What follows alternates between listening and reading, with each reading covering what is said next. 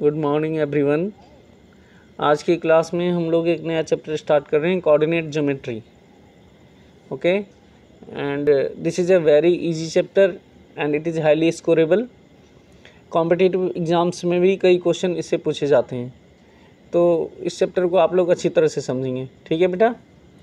इसमें पहला कंसेप्ट है the coordinate of A point on x axis is x, 0 and the coordinate of a point on y-axis is 0, y.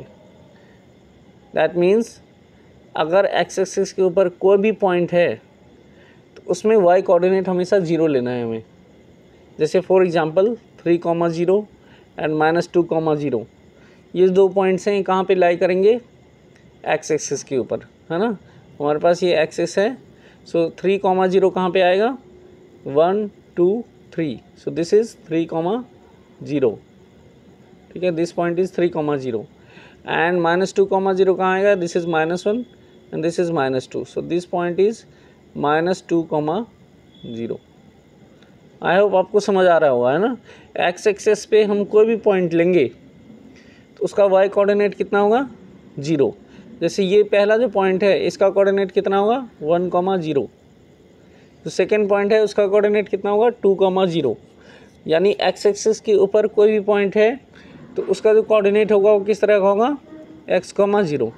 इस तरह से Y axis के ऊपर अगर कोई पॉइंट है तो हमारे पास वाई एक्सिस है, ये -1, 1, 2, 3 एंड -1, -2, -3 इस तरह से होगा। सो इस पॉइंट का कोऑर्डिनेट कितना होगा? 0, 1। इसमें x की वैल्यू 0 होती है। ठीक है, फर्स्ट कोऑर्डिनेट 0 होगा। इसमें कोऑर्डिनेट में 2 नंबर होते हैं तो पहला नंबर 0 होगा।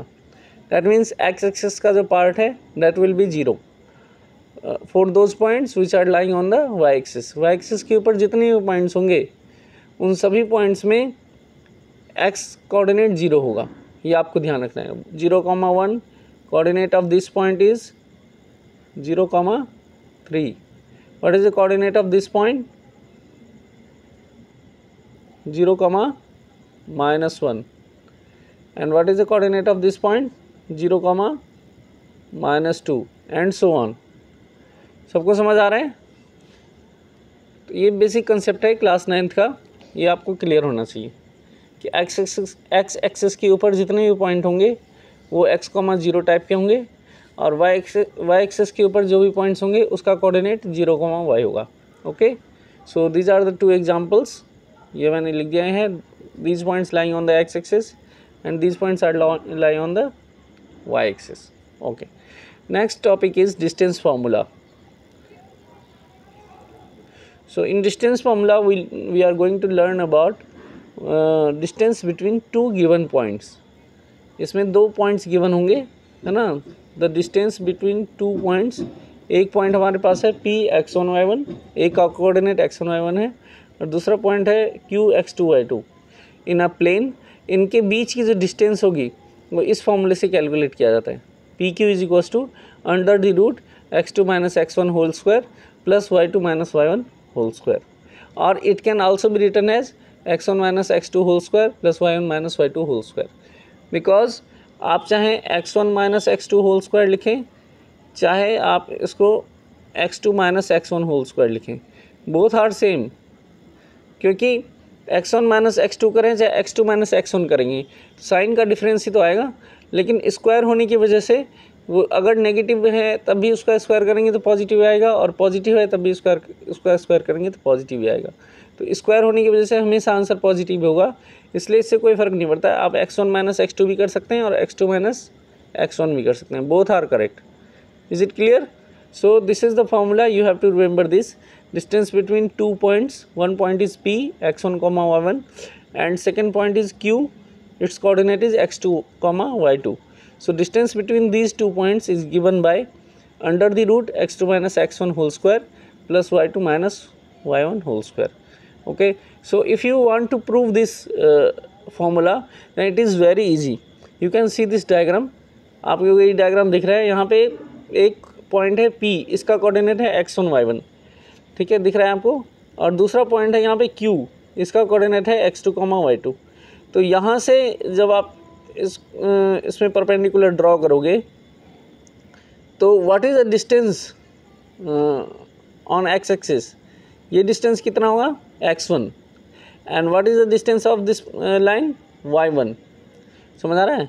देखिए इसको अलग से डायग्राम बनाते हैं। फॉर एग्जांपल ये हमारे पास पॉइंट है Px1, y1 and this is the coordinate plane. So ये जो डिस्टेंस है यहाँ से यहाँ तक, ये कितना होगा x1, एंड ये जो डिस्टेंस है यहाँ से यहाँ तक, ये कितना हो जाएगा y1। तभी तो इसका कोऑर्डिनेट आएगा x1, y1। In this same way अगर यहाँ पर पॉइंट हम Q ले लें, this point is Q, x2, y2। So and ये कोऑर्डिनेट एक्सिस है, तो ये जो डिस्टेंस है यहाँ से यहाँ तक, इसकी वैल्यू कितनी होगी x2, और ये जो डिस्टेंस है इसकी वैल्यू कितनी होगी y2। Are you getting or not? यही डायग्राम बनाया गया है यहाँ पे। This is x1, this is y1 and this is x2 and this is y2। Are you getting? और इसको फिर ज्वाइन कर दिया गया है, ये एक राइट एंगल ट्रायंगल बन गया है, ये आपको दिख रहा होगा PQR। ठीक है, क्लियर है बेटा? सभी को विजिबल है? नहीं है visible?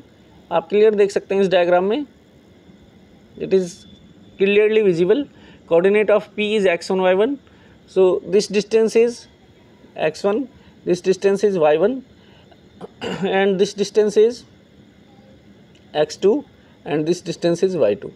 Now I would like to find what is the distance between these 2 points.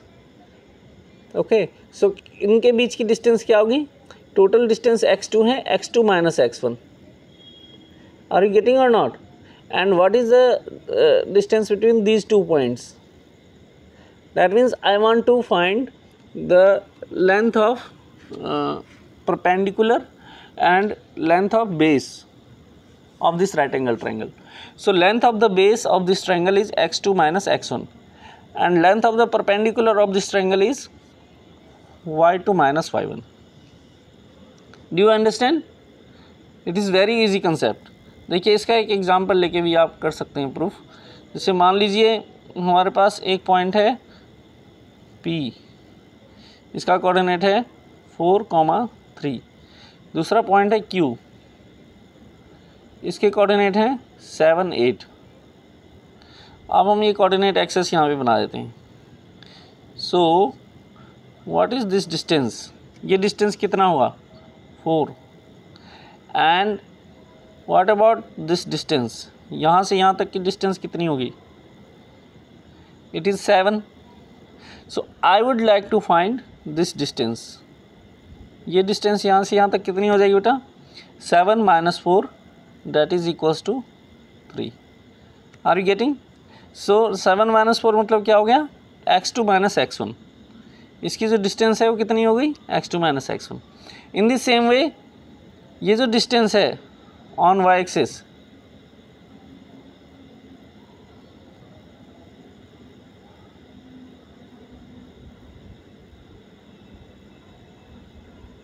on y-axis. So this distance is 3 and this distance is 8.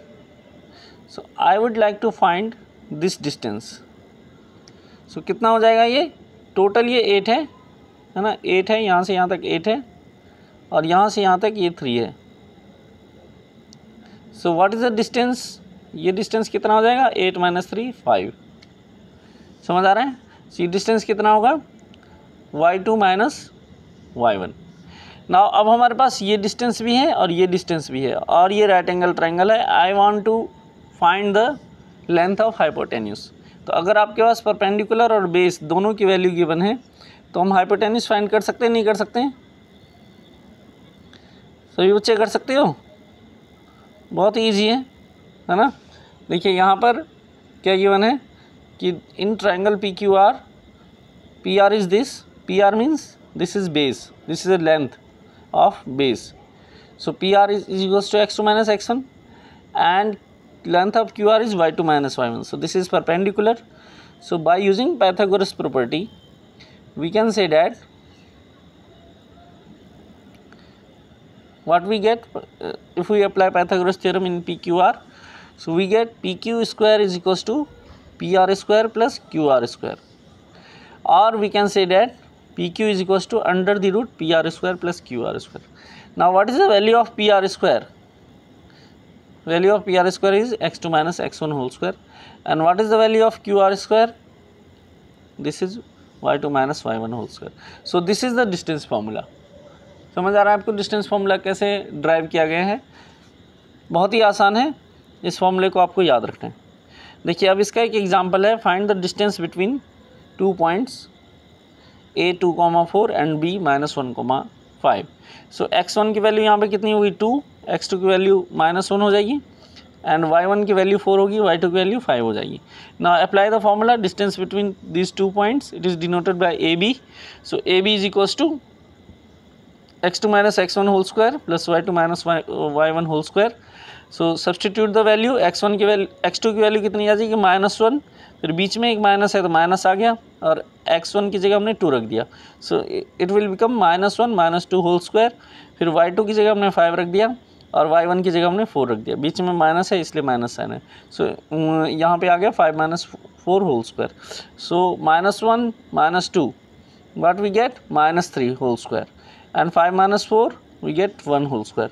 So -3 whole square is +9, 1 square is +1 and 9 + 1 is 10.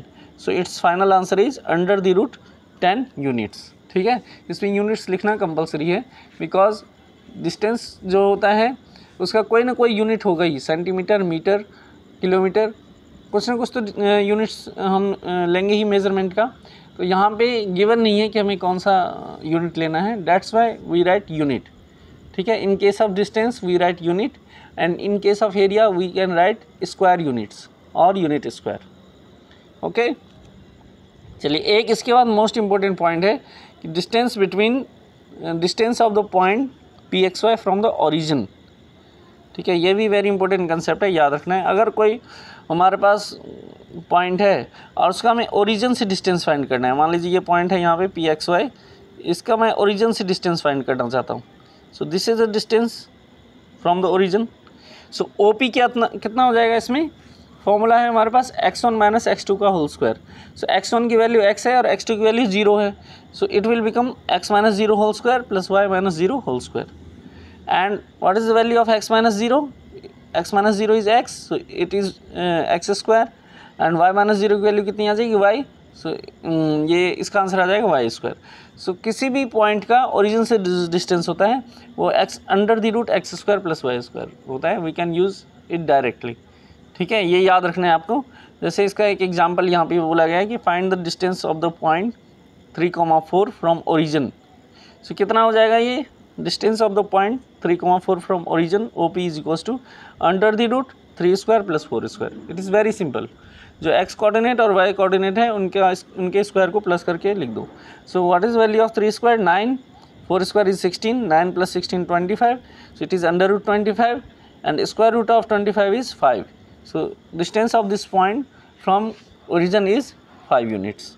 ये 1 marks में भी पूछा जाता है कि origin से इस point का डिस्टेंस फाइंड कीजिए. आई होप आप सबको समझ आ गया होगा.